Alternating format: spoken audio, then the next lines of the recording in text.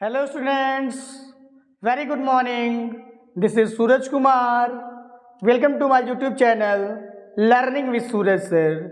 Dear students, आज का जो हमारा टॉपिक है, आज मैं आपको बताऊंगा active voice and passive voice में फ्यूचर इंडेफिनिट टेंस के निगेटिव सेंटेंस के बारे में। मैं आपको बताऊंगा किस तरीके से निगेटिव सेंटेंस को इंग्लिश में आइडेंटिफाई करते हैं और डियर स्टूडेंट क्या रूल स्ट्रक्चर होता है फ्यूचर इंडेफिनिट टेंस के निगेटिव सेंटेंस का। सो डियर स्टूडेंट, मैं बताऊंगा किस तरीके से हम एक्टिव वॉइस से पैसिव वॉइस में ट्रांसफर करते हैं। तो जो पैसिव वॉइस का रूल है, पैसिव वॉइस के रूल के बारे में मैं आपको बताऊंगा किस तरीके से हम पैसिव वॉइस के रूल को स्टेप बाय स्टेप फॉलो करेंगे और फॉलो करके डियर स्टूडेंट बहुत ही आसानी से हम एक्टिव वॉइस से पैसिव वॉइस में ट्रांसफर करेंगे। तो आइए डियर स्टूडेंट बिना देरी किए हुए आज का जो टॉपिक है, आज का टॉपिक स्टार्ट करते हैं। तो डियर स्टूडेंट, जैसा कि हमारा टॉपिक है active voice and passive voice में फ्यूचर इंडेफिनिट टेंस का निगेटिव सेंटेंस। तो dear student first of all इसको आइडेंटिफाई करना सीखेंगे। डियर स्टूडेंट ध्यान दीजिएगा कि कभी भी असर्टिव सेंटेंस है, असर्टिव सेंटेंस का जो निगेटिव सेंटेंस है चाहे पॉजिटिव सेंटेंस हो, तो हमेशा क्या होता है आपका सब्जेक्ट से स्टार्ट होता है।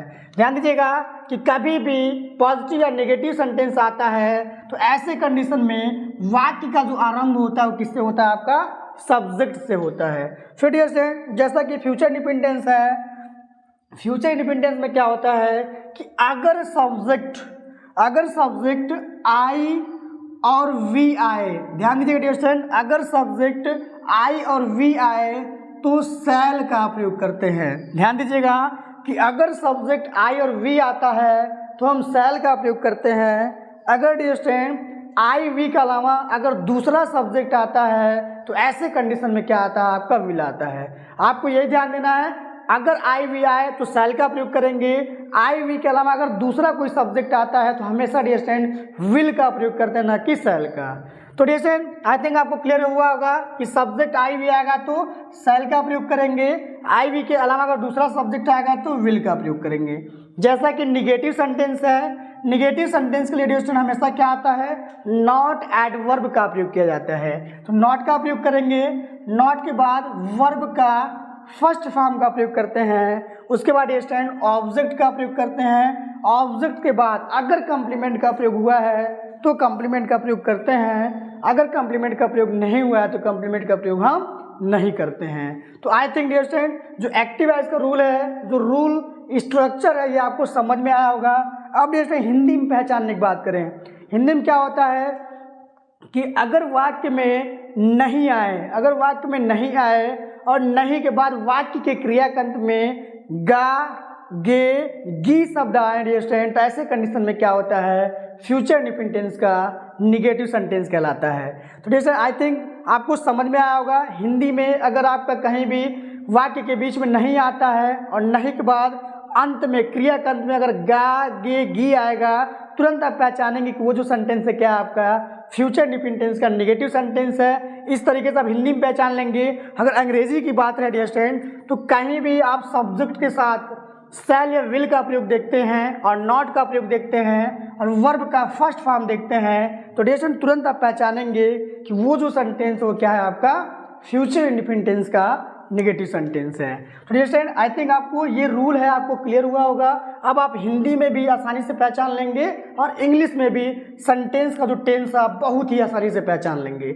अब आइए डियर स्टूडेंट, अब किस तरीके से हम, क्या वो मैजिकल रूल होता है जिसको हम फॉलो करते हैं स्टेप बाय स्टेप और बहुत ही आसानी से हम एक्टिव वॉइस से पैसिव वॉइस में ट्रांसफर करते हैं। तो ध्यान दीजिएगा डियर स्टूडेंट, जब भी हम कभी एक्टिव वॉइस से पैसिव वॉइस में ट्रांसफर करते हैं तो एक्टिव वॉइस का जो ऑब्जेक्ट होता है, ध्यान दीजिएगा एक्टिव वॉइस का जो ऑब्जेक्ट होता है पैसिव वॉइस में हमेशा सब्जेक्ट के रूप में लिखते हैं। ये मैं फिर से रिपीट करता हूँ डियर स्टूडेंट, एक्टिव वॉइस का जो ऑब्जेक्ट है पैसिव वॉइस में हमेशा क्या करेंगे, सब्जेक्ट के रूप में लिखेंगे। अगर सब्जेक्ट डियर स्टूडेंट ध्यान दीजिएगा, अगर सब्जेक्ट आई और वी आए, अगर एक्टिव वॉइस का जो ऑब्जेक्ट है जब सब्जेक्ट बने तो आई और वी के रूप में आए डियर स्टूडेंट, तो क्या होगा, हमेशा सेल का प्रयोग करते हैं। ध्यान दीजिएगा एक्टिव वॉइस का जो ऑब्जेक्ट है अगर जब सब्जेक्ट बनेगा तो सब्जेक्ट के रूप में अगर आई और वी आता है तो हमेशा हम क्या करेंगे, सेल का प्रयोग करेंगे।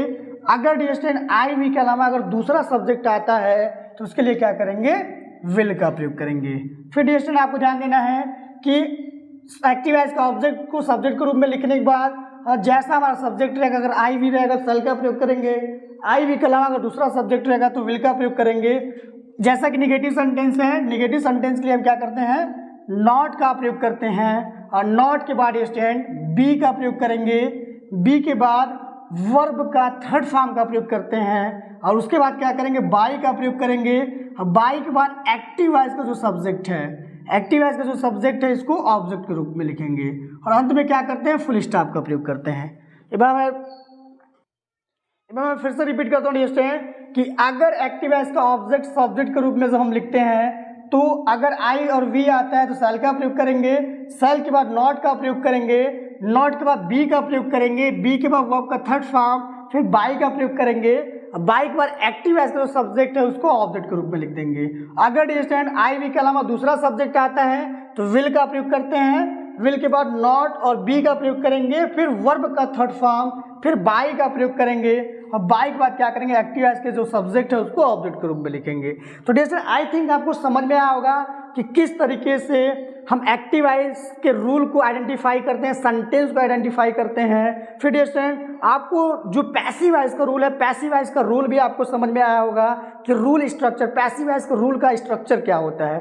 स्टूडेंट पैसिव वॉइस का ये जो रूल है ये आपका, ये बिल्कुल डियर स्टूडेंट आपको इसी रूल को क्या करना है, फॉलो करना है और फॉलो करके बहुत ही आसानी से डियर स्टूडेंट इसको स्टेप बाय स्टेप आपको फॉलो करना है और बहुत ही आसानी से आप एक्टिव वॉइस से पैसिव वॉइस में ट्रांसफर कर लेंगे। तो आइए डियर स्टूडेंट बिना देरी किए हुए हम जो सेंटेंस है, सेंटेंस को एक्टिव वॉइस से पैसिव वॉइस में ट्रांसफर करते हैं और पहचानते हैं। तो dear student first of all हम पहचानना सीखेंगे। जैसा कि देखिएगा पहला सेंटेंस क्या है, he will not sing a song, he will not sing a song. तो डियर ध्यान दीजिएगा, अब इसको पहचानना कैसे, क्योंकि डियर सेंटेंस आपका दिया रहेगा, पहचानना जो आइडेंटिफाई करना डियर पहचानना बहुत जरूरी है, क्योंकि जब तक आप सेंटेंस को पहचानेंगे नहीं कि ये जो सेंटेंस है किस टेंस में है, तब तक डियर क्या करेंगे कि एक्टिव वॉइस से पैसिव वॉइस में हम ट्रांसफर नहीं कर पाएंगे। इसलिए डियर मैं बार बार आपको पहचानना बताता हूँ कि फर्स्ट ऑफ ऑल जब आप एक्टिव वॉइस से पैसिव वॉइस में ट्रांसफर करते हैं तो आपको ये जरूरी होता है पहचानना। पहचाने रहेंगे तभी डियर आप जब सेंटेंस का टेंस पहचाने रहेंगे तभी उस सेंटेंस को आप एक्टिव वॉइस से पैसिव वॉइस में ट्रांसफर कर लेंगे। तो डियर पहला सेंटेंस क्या है, he will not sing a song. It means पहले हमने क्या बताया कि इसको पहचानना, हमें पहचानना कैसे है, सब्जेक्ट का प्रयोग किया गया है, सब्जेक्ट के बाद अगर विल या सेल का प्रयोग हो, देखिए विल या सेल का प्रयोग है, फिर नॉट का प्रयोग हो, फिर वर्ब का थर्ड फॉर्म हो और अगर ऑब्जेक्ट आए तो ऐसे कंडीशन में क्या होता है, एक्टिव वॉइस में क्या कहलाता है, फ्यूचर इंडिफिनिट टेंस का निगेटिव सेंटेंस कहलाता है। तो देखिए डियर सब्जेक्ट ही के रूप में यूज किया गया है, ही के बाद ऑक्सिलरी वर्ब के रूप में विल का प्रयोग किया है। ध्यान दीजिएगा अगर आई वी रहेगा तभी सेल का प्रयोग करेंगे, आई वी नहीं रहेगा तो हम क्या करेंगे, विल का प्रयोग करेंगे। जैसा कि निगेटिव सेंटेंस है नॉट का प्रयोग किया गया है, फिर देखिए रूल में वर्ब का फर्स्ट फॉर्म का प्रयोग किया गया है, फिर आपका ऑब्जेक्ट का प्रयोग किया गया है। ध्यान देना डियर हमेशा ट्रांजिटिव वर्ब का ही पैसिव वॉइस बनता है, इन ट्रांजिटिव वर्ब का पैसिव वॉइस नहीं बनता है। पैसिव वॉइस बनाने के लिए ऑब्जेक्ट का होना कंपलसरी होता है डियर। तो ऑब्जेक्ट क्या है हमारा, अब देखिए अब क्या करना है हमें, अब ये एक्टिव वॉइस हमने आइडेंटिफाई कर लिया, अब इसकी हिंदी की बात करें dear. It means he will not sing a song का मतलब ये होता है वह एक गाना नहीं गाएगा, वह एक गाना नहीं गाएगा। अब आपको डियर आपने आइडेंटिफाई भी कर लिया, आपने पहचान भी लिया और आप इस सेंटेंस का हिंदी भी जान लिए। अब डियर हम ये जानेंगे कि इस सेंटेंस में पार्ट ऑफ द सेंटेंस के कौन कौन सा पार्ट यूज किए गए हैं। तो ध्यान दीजिएगा, ही सब्जेक्ट है, विल हेल्पिंग वर्ब है, नॉट एडवर्ब है, adverb of negation, sing dear verb है, मेन वर्ब का फर्स्ट फॉर्म है, a song dear, a song क्या आपका ऑब्जेक्ट है। अब आपको सब्जेक्ट के बारे में भी पता है कि सेंटेंस में क्या क्या सेंटेंस के पार्ट यूज किया गया है। तो सेंटेंस में पहला सब्जेक्ट है, दूसरा ऑक्सिलरी वर्ब है, तीसरा एडवर्ब है, चौथा जो है वर्ब का फर्स्ट फॉर्म है, मेन वर्ब का फर्स्ट फॉर्म है, और जो पांचवा वो क्या आपका ऑब्जेक्ट है, अ सॉन्ग। तो अब देखिए, अब हमने पहचान लिया कि जो सेंटेंस है क्या है, फ्यूचर इंडिपेंडेंस का नेगेटिव सेंटेंस है। अब हमें क्या करना है, एक्टिव वॉइस से पैसिव वॉइस में ट्रांसफर करना है। जैसा कि मैंने आपको डिस्कशन क्या बताया है कि रूल मैंने पैसिव वॉइस का आपको बताया है, तो ध्यान दीजिएगा। पैसिव वॉइस का रूल क्या कह रहा है कि एक्टिव वॉइस के ऑब्जेक्ट को, रूल को ही आपको देखना है डियर स्टूडेंट, रूल को ही आपको देखना है और रूल को स्टेप बाय स्टेप आपको फॉलो करना है डियर स्टूडेंट। इसको फॉलो करना है, बहुत ही आसानी से आप एक्टिव वॉइस से पैसिव वॉइस में ट्रांसफर कर लेंगे। तो ऑब्जेक्ट क्या है आपका, अ सॉन्ग, क्या है, अ सॉन्ग। ये ऑब्जेक्ट को हमने क्या बनाया, सब्जेक्ट बनाया। अब डियर स्टूडेंट हमें ये देखना है कि अगर ऑब्जेक्ट जब सब्जेक्ट के रूप में बदलता है, अगर आई वी रहता है तभी हम क्या करेंगे, शैल का प्रयोग करेंगे। अगर आई वी नहीं रहेगा तो हम क्या करेंगे, विल का प्रयोग करेंगे। तो ये क्या आपका एक गीत, आई वी का प्रयोग नहीं हुआ है, तो इसके लिए हम क्या करेंगे, विल का प्रयोग करेंगे, विल का प्रयोग करेंगे। फिर नॉट, रूल को देखना है, क्या करोगे, रूल में नॉट है तो नॉट का प्रयोग करेंगे, नॉट। और नॉट के बाद स्टैंड आपका बी का प्रयोग करेंगे, बी के बाद वर्ब का थर्ड फॉर्म। पैसिव वॉइस में हमेशा वर्ब का थर्ड फॉर्म का प्रयोग होता है। तो जैसा कि हमने वर्ब बताया क्या है, सिंग, मेन वर्ब का फर्स्ट फॉर्म क्या है आपका, सिंग है, सेकेंड फॉर्म आपका सैंग होता है, और थर्ड फॉर्म क्या होता है आपका, संग होता है। सिंग, सैंग, संग, क्या होगा, संग, संग। उसके बाद क्या होगा, बाई का प्रयोग करेंगे, बाई के बाद एक्टिव वॉइस का जो सब्जेक्ट है, सब्जेक्ट क्या है आपका, सब्जेक्ट ही है, ही प्रोनाउन है, प्रोनाउन मेडिएशन ये थर्ड पर्सन है, तो ही का जो ऑब्जेक्ट होता है क्या होता है आपका, हिम होता है। क्या होगा, हिम होगा। अंत में क्या करेंगे, फुल स्टॉप का प्रयोग करेंगे, क्योंकि एक्टिव वॉइस का जो सब्जेक्ट है पैसिव वॉइस में उसको ऑब्जेक्ट के रूप में लिख देते हैं। तो डियर स्टूडेंट एक बार मैं फिर से रिपीट करता हूं कि एक्टिव वॉइस के ऑब्जेक्ट को हम सब्जेक्ट बनाएंगे। देखिए ऑब्जेक्ट क्या है आपका, अ सॉन्ग हमने सब्जेक्ट के रूप में लिखा है। जैसा कि अगर आई वी रहता तो हम सेल का प्रयोग करते हैं, लेकिन आई वी के अलावा ये दूसरा सब्जेक्ट है, इसलिए हम क्या करेंगे, विल का प्रयोग करेंगे। निगेटिव इसलिए हम क्या करेंगे, नॉट का प्रयोग करेंगे। नॉट के बाद बी का प्रयोग करेंगे, बी के बाद वर्ब का थर्ड फॉर्म का प्रयोग करेंगे। उसके बाद बाई का प्रयोग करेंगे, बाई के बाद एक्टिव एज जो सब्जेक्ट है हमने ऑब्जेक्ट के रूप में हम प्रयोग करेंगे। तो देखिए ही था सब्जेक्ट, इसलिए हम जब इसको ऑब्जेक्ट के रूप में लिखा है तो ही का क्या हुआ, हिम हुआ है। अगला एग्जाम्पल देखिएगा, अगला एग्जाम्पल है I shall not waste my time, I shall not waste my time। अब इसको आइडेंटिफाई करिए डियर स्टूडेंट। आइडेंटिफाई कैसे करेंगे कि अभी हमने रूल में बताया आपको कि अगर सब्जेक्ट के साथ शैल या विल का प्रयोग होता है, नॉट आता है, वर्ब का फर्स्ट फॉर्म आता है, तो ऐसे कंडीशन में क्या कहलाता है, फ्यूचर इंडिपेंडेंस का नेगेटिव सेंटेंस कहलाता है। देखिए सब्जेक्ट आया है, शैल नॉट आया है, और वर्ब का फर्स्ट फॉर्म आया और फिर आपका ऑब्जेक्ट आया। तो ऐसे कंडीशन में ये जो सेंटेंस है, सेंटेंस क्या है, फ्यूचर इंडिपेंडेंस का नेगेटिव सेंटेंस है। अब आप सेंटेंस को आपने आइडेंटिफाई कर लिया, पहचान लिया, पहचानने के बाद आप पार्ट ऑफ द सेंटेंस जानेंगे। आई सब्जेक्ट है डियर स्टूडेंट, शैल क्या है, हेल्पिंग वर्ब है, नॉट एडवर्ब ऑफ निगेशन है, वेस्ट जो है आपका मेन वर्ब का फर्स्ट फॉर्म है, माई टाइम क्या है आपका ऑब्जेक्ट है। अगर इस सेंटेंस की हिंदी की बात करें स्टूडेंट, ये भी ध्यान दीजिएगा, कह रहे कि I shall not waste my time, it means मैं अपना समय बर्बाद नहीं करूँगा। जैसा कि आप जानते हैं टाइम इज़ मनी, आपको पता है डियर जो टाइम है, टाइम क्या है, पैसा है। टाइम क्या है डियर स्टूडेंट, पैसा है, और टाइम इज प्रीसियस थिंग। जो टाइम होता है आपका क्या है, कीमती चीज़ होती है। तो कह रहा है क्या है कि किसी भी व्यक्ति को अपना टाइम वेस्ट नहीं करना चाहिए। तो यही सेंटेंस है, I shall not waste my time, मैं अपना समय बर्बाद नहीं करूँगा। आइए इसका पैसिव वॉइस बनाते हैं। एक्टिव वॉइस का ऑब्जेक्ट क्या है आपका, माई टाइम है, इसको सब्जेक्ट के रूप में लिखेंगे। क्या होगा आपका, माई टाइम। अब माई टाइम अगर आई का प्रयोग होता है यहाँ पर तो हम क्या करते हैं, शैल का प्रयोग करते हैं, लेकिन क्या है माई टाइम है, इसके लिए क्या होगा आपका, विल का प्रयोग करेंगे। Will not B, my time will not B, verb का थर्ड फॉर्म, वर्ब का थर्ड फॉर्म क्या होगा, वेस्टेड, वेस्ट का थर्ड फॉर्म क्या होगा आपका वेस्टेड, सेकेंड फॉर्म भी वेस्टेड हुई होगा, वेस्ट, वेस्टेड, वेस्टेड।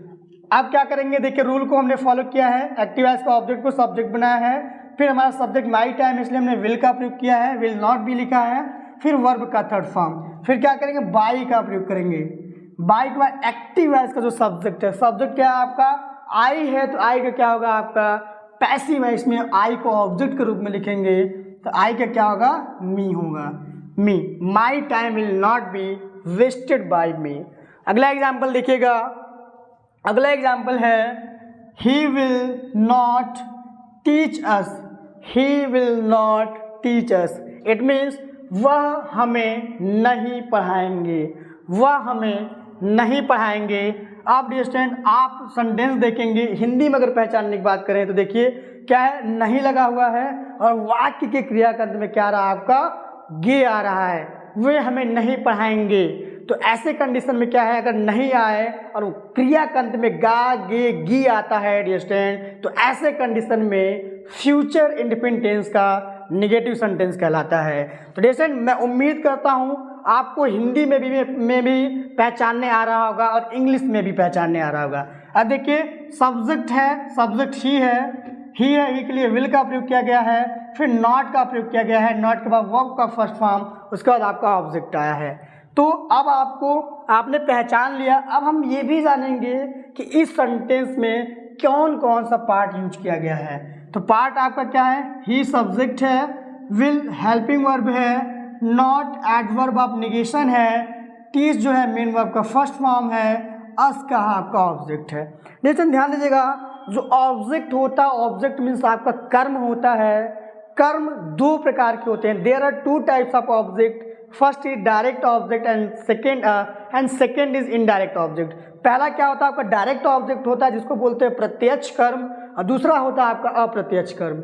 जैसे डायरेक्ट ऑब्जेक्ट को फाइंड आउट करने के लिए क्या किया जाता है कि वाक्य में क्या लगाया जाता है, क्या लगाने से जो हमें उत्तर मिलता है वो क्या होता है आपका डायरेक्ट ऑब्जेक्ट होता है, और किसको लगाने से जो हमें उत्तर मिलता है वो क्या होता है आपका इनडायरेक्ट ऑब्जेक्ट होता है। तो आई थिंक अब आपको कभी दिक्कत नहीं होगी, आप बहुत ही आसानी से डायरेक्ट ऑब्जेक्ट और इनडायरेक्ट ऑब्जेक्ट आप फाइंड आउट कर सकते हैं। तो अब देखिए हमें पैसिव वॉइस में ट्रांसफर करना है सेंटेंस को, तो एक्टिव वॉइस के ऑब्जेक्ट को हम सब्जेक्ट बनाएंगे, ऑब्जेक्ट अस है, सब्जेक्ट के रूप में लिखेंगे तो अस का क्या होता है वी होता है, क्या होता है वी होता है। अब देखिएगा डियर स्टूडेंट अभी तक आपने विल का प्रयोग किया है, अभी मैंने जस्ट बताया था अगर सब्जेक्ट के रूप में अगर एक्टिव वॉइस का ऑब्जेक्ट को जब हम सब्जेक्ट बनाते हैं, अगर आई और वी आता है सब्जेक्ट के रूप में, तो ऐसे कंडीशन में क्या करते हैं शैल का प्रयोग करते हैं। क्या करेंगे शैल का प्रयोग करेंगे, और शैल के बाद डियर स्टूडेंट हम नॉट बी का प्रयोग करेंगे, नॉट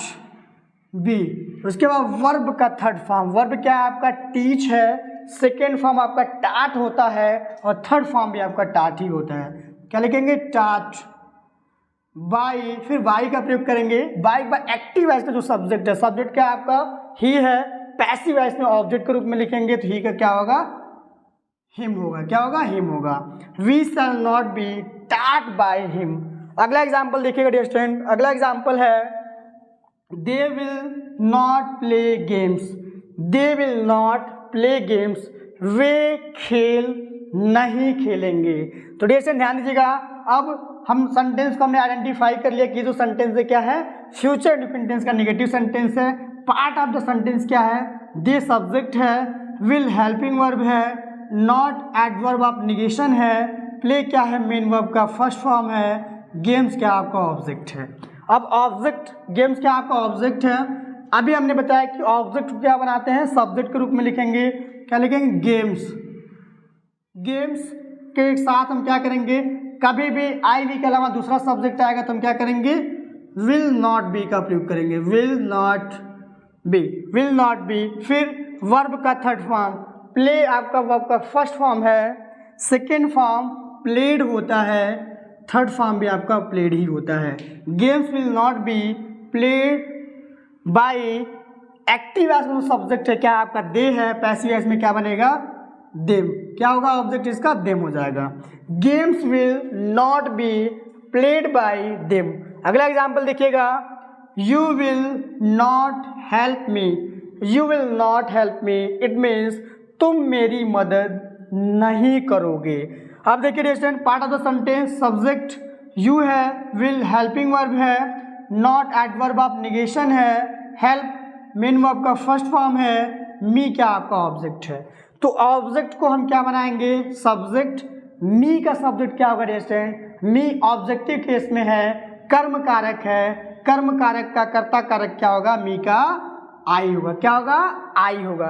अभी मैंने आपको बताया कि आई और वी रहे तो ऐसे कंडीशन हम क्या करते हैं, शैल का प्रयोग करते हैं।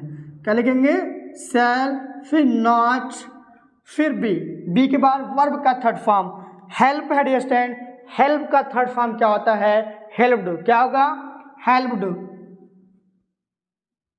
उसके बाद बाई का प्रयोग करेंगे, बाई का एक्टिव वॉइस का सब्जेक्ट क्या है आपका, यू है, पैसिव वॉइस में जब चेंज करेंगे तो यू का डियर स्टूडेंट ऑब्जेक्ट आपका यू ही होता है, इसमें कोई चेंज नहीं होगा। और अंत में क्या करेंगे, फुल स्टॉप का प्रयोग करेंगे। अगला एग्जांपल देखिएगा, I shall not drive a car, I shall not drive a car, it means मैं एक कार नहीं चलाऊंगा।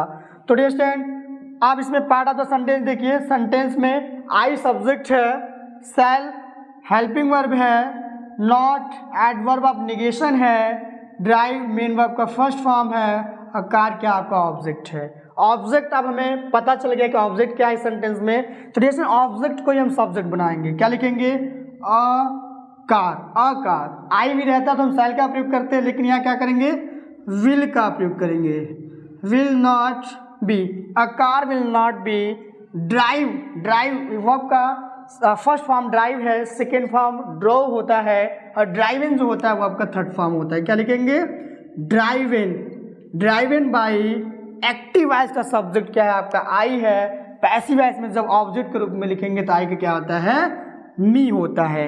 अ car will not be driven by me. अगला एग्जाम्पल देखिएगा, अगला एग्जाम्पल है she will not tell a lie, she will not tell a lie, it means वह झूठ नहीं बोलेगी। अब जैसे ध्यान दीजिएगा, सी सब्जेक्ट है, विल हेल्पिंग वर्ब है, नॉट एडवर्ब ऑफ निगेशन है, टेल वर्ब है आपका, मेन वर्ब का फर्स्ट फॉर्म है, और लाई क्या आपका ऑब्जेक्ट है, सब्जेक्ट। अब आपको ये जान गए कि सेंटेंस में क्या क्या सेंटेंस के पार्ट यूज किए जाते हैं। तो सब्जेक्ट यूज किए जाते हैं, हेल्पिंग वर्ब यूज किए जाते हैं, फिर जैसे कि ये नेगेटिव सेंटेंस है, फ्यूचर इंडिपेंडेंस का नेगेटिव सेंटेंस है तो एडवर्ब भी यूज किया जाता है, और वर्ब का फर्स्ट फॉर्म और उसके बाद ऑब्जेक्ट यूज किया जाता है।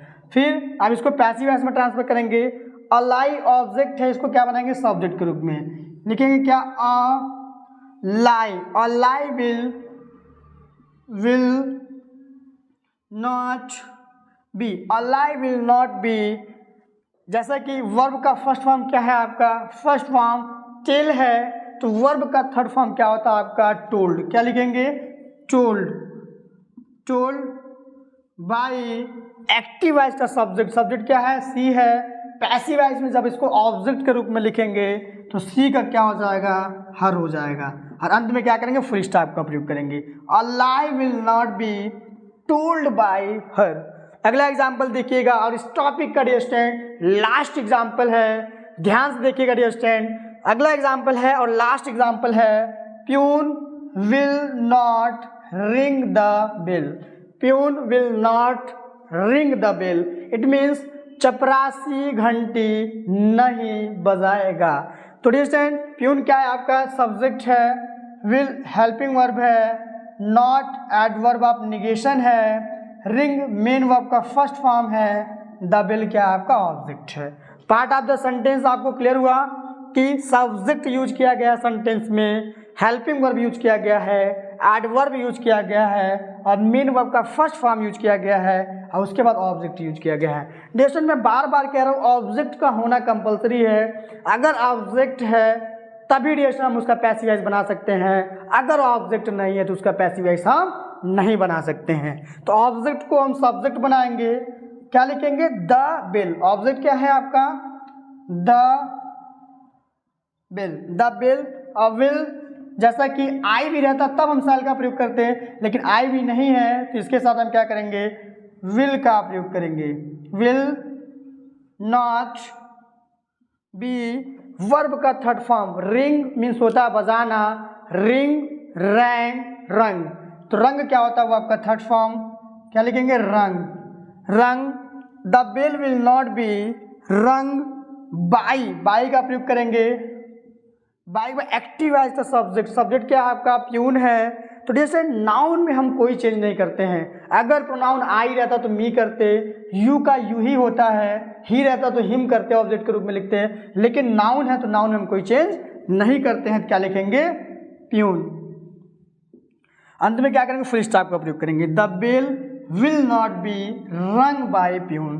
तो जैसे मैं उम्मीद करता हूं कि आज का जो टॉपिक मैंने आपको बताया, आज मैंने बताया active voice and passive voice में किस तरीके से हम फ्यूचर इंडेफिनिट टेंस का जो निगेटिव सेंटेंस है, निगेटिव सेंटेंस को इंग्लिश में पहचानते हैं, किस तरीके से हम हिंदी में पहचानते हैं, और हिंदी और इंग्लिश में पहचान कर डिस्टेंट किस तरीके से हम एक्टिव वॉइस से पैसिव वॉइस में ट्रांसफर करते हैं। तो जैसे जो पैसिव वॉइस का रूल है, मैंने आपको पैसिव वॉइस के रूल के बारे में मैंने आपको बताया, और मैंने आपको बताया किस तरीके से हम पैसिव वॉइस का जो रूल है किस तरीके से हम स्टेप बाय स्टेप फॉलो करते हैं, और फॉलो करके डिस्टेंट बहुत ही आसानी से हम एक्टिव वॉइस से पैसिव वॉइस में हम ट्रांसफर कर लेते हैं। डिस्टेंट मैंने आपको बताया भी, और एक एक डिस्टेंट जो सेंटेंसेस है स्टेप बाय स्टेप मैंने रूल को फॉलो किया है, अब बहुत ही आसानी से एक्टिव वॉइस से पैसिव वॉइस में बनाया भी है, और आपने भी सेंटेंस को ट्रांसफर किया है डिस्टेंट।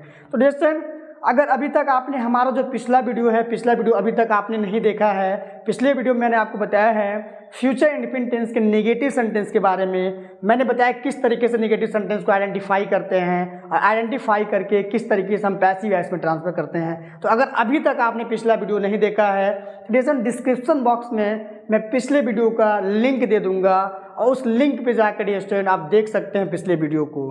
तो स्टूडेंट अगर अभी तक आपने हमारे वीडियो को लाइक नहीं किया है तो स्टूडेंट इसको ज़्यादा से ज़्यादा लाइक करिए, हमारे वीडियो को ज़्यादा से ज़्यादा शेयर करिए। और स्टूडेंट ये जो चैनल है, जैसा कि आपको मैंने बताया कि ये जो चैनल है, ये चैनल अगर आप बोर्ड एग्जाम की तैयारी कर रहे हैं या कॉम्पिटिटिव लेवल के जो एग्ज़ाम है उसकी तैयारी कर रहे हैं, उन स्टूडेंट के लिए भी डिस्टेंट ये जो चैनल है बहुत ही ज़्यादा बेनिफिशियल है। तो हमारा जो चैनल है distant learning with Suraj sir, ये जिसका जो ग्रामर डिस्टेंट बिल्कुल ज़ीरो है, जिसको जरा सा भी इंग्लिश ग्रामर नहीं उसको आता है, तो डिस्टेंट हमारे चैनल के साथ जुड़े, लर्निंग विद सूरज सर के साथ जुड़े, और डिस्टेंट 110% वो basic to advance English grammar सीख जाएंगे। तो डिस्टेंट आपका जो कीमती समय है, आपका जो वैल्यूएबल टाइम है, अवेलेबल टाइम के लिए डिस्टेंट आपको बहुत बहुत धन्यवाद। Thank you very much.